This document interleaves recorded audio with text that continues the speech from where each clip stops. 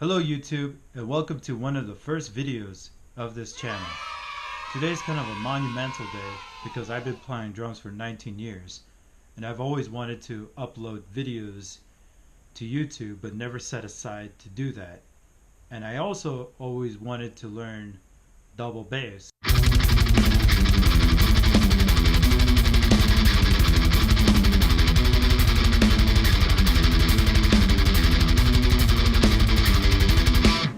But like I said before, I never put aside the time to learn double bass.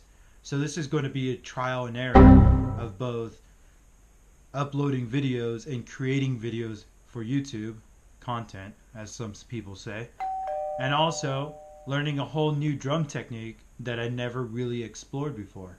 So let me give you a little bit of a backstory of my drumming career.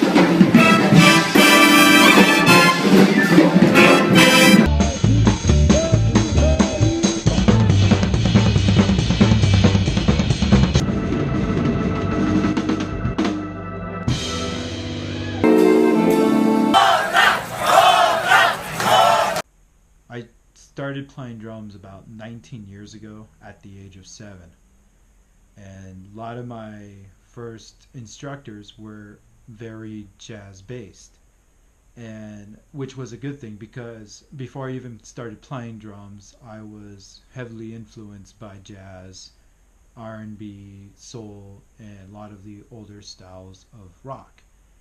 And this foundation of having a jazz foundation has helped me tremendously in my drumming career. And if you haven't started playing jazz, I would highly recommend you at least start listening to it, to listen to how those drummers go through the form of the songs. Anyways, without getting off topic, I also had another side of me that I grew up listening to bands like Dream Theater.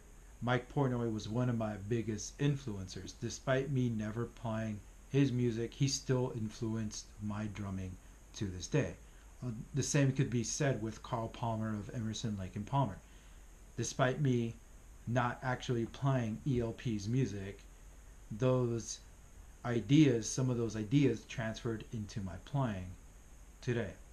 And then along with the other metal bands and prog rock bands and everything in between, I just always enjoyed listening to a drummer who could manage his way through a kit with a double bass drum pedal or two bass drums or how many, what, like a Terry Bozzio, I always admire those drummers, but I never really played that music. I never had a need to play a double bass drum pedal live. And I still don't. That's the funny thing. But now I just want to take the time and do something for myself. Like, this is something I always wanted to do. I always wanted to play, a Dream Theater song. And I actually have, like, the full score right here. I have other scores, too, from other bands with intentions of learning said kind of music. But I never really had the hardware. I never had a bass drum pedal double bass drum pedal till the beginning of last year, which I ended up buying 2 of them, which is a funny story, but hey, 2 for 1 kind of deal, you gotta take it. And I just, instead of learning it at the beginning of last year, I just ended up putting up in a box and kept using my single DW9000 pedals, which have served me well for the past how many years I've owned those pedals. But I have had some concerts, some shows on kind of like an autopilot situation, and I feel like my playing has gotten a little stagnant. So this is like my opportunity to improve my playing and gather some new ideas that I could bring forth to the bands that I play with on a regular basis.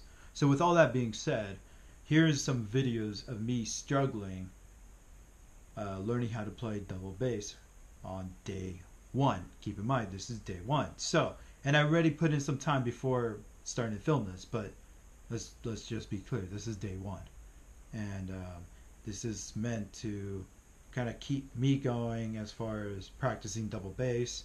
You know, to kind of break that cycle of always, you know, just referring back to single bass drum licks, is to help me improve my playing, and then to also help others. You know, like seeing somebody else struggle may inspire you. It's like, hey, you know, this person struggled to get to, I don't know, maybe you're watching this video when I somehow semi-mastered it and sound semi-decent at it, and you want to say, well, how long it took this guy to do it? Well, I don't know how long it's going to take me. So, but hopefully I follow through with it and learn something new. So here we go. The very first thing, as far as attacking this, that I'm going to do is play the metronome really slowly. And I'm also going to put the metronome on 16 notes so I could try to line up with them as perfectly as possible. Second of all is I'm going to have to really work on my left foot. My left foot is not used to being as quick as my right foot, because my right foot has been playing single pedal for 19 years, and I'm not going to expect my left foot to do the same.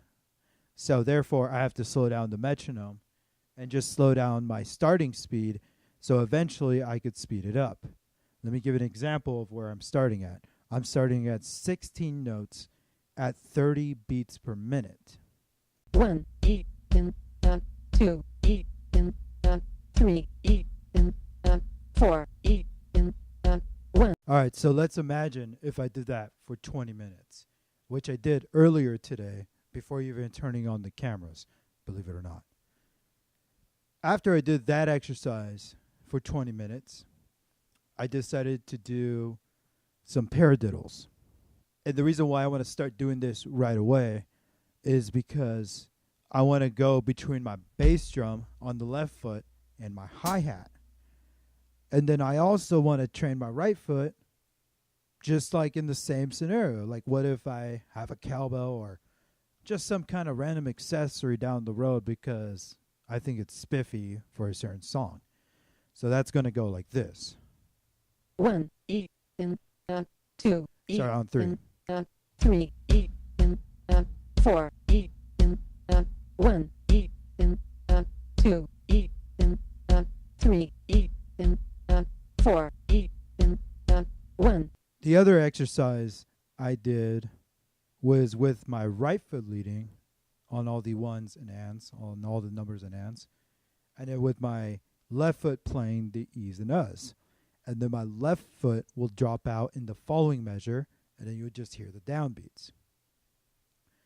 And then I'll come back in with my left foot, and then my left foot will continue playing, but my right foot stops, and that my left foot would just play the E's and U's, and then come back around, and it repeats over and over. And that went like this. 1 E in 2 E in 3 E in 4 E in 1 E in 2 E in 3 E in 4 E in 1 E in 2 E in 3 E in 4 E in 1 E in 2 E in 3 E in 4 E in 1. So that's how that went. And then about a 10 to 15 minutes of that, I decided to play a simple backbeat with my right hand playing eighth notes on the right cymbal, excuse me, and then my left hand playing two and 4 on the snare, and that sounded like this. 1 E in 2 E in 3 E in 4 E in 1 E in 2 E in 3 E in 4 E in